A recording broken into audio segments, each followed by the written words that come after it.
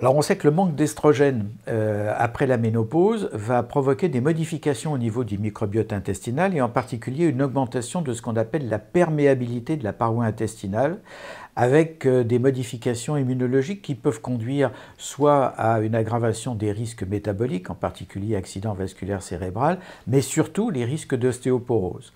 Et là aussi, on sait que le fait de supplémenter soit avec des probiotiques, soit avec des prébiotiques, en commençant avant la ménopause, ça pourrait prévenir ou en tout cas retarder l'apparition de cette ostéoporose qui est quasiment inéluctable chez toutes les femmes ménopausées qui ne sont pas supplémentées.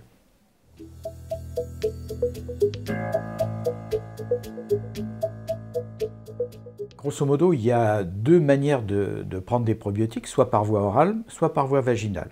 Alors pour les déséquilibres du microbiote vaginal, c'est vrai qu'on a plutôt tendance à donner des probiotiques vaginaux, mais aussi les probiotiques par voie orale peuvent avoir un effet bénéfique. Et l'intérêt des probiotiques par voie orale, c'est qu'ils peuvent aussi agir au niveau intestinal, puisqu'on a vu qu'il pouvait y avoir des désordres, en particulier l'ostéoporose, qui était liée souvent à un déséquilibre du microbiote intestinal, et donc il est très intéressant de pouvoir supplémenter par voie orale pour agir à la fois sur le microbiote intestinal et sur le microbiote vaginal. Mais il faut se dire que malheureusement, il y a de plus en plus d'inondations de probiotiques sur le marché et que tous ne se valent pas.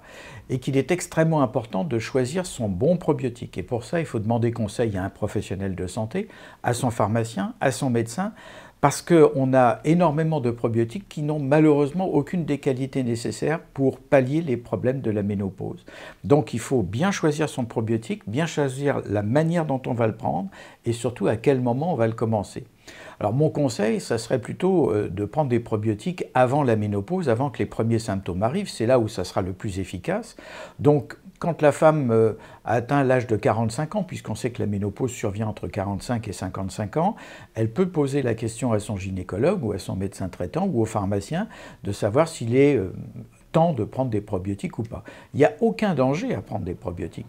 Donc on peut imaginer une supplémentation qui va durer pendant plusieurs mois ou plusieurs années. Ça ne pose aucun problème. Toutes les études de tolérance ont montré que c'était des produits qui étaient bien tolérés.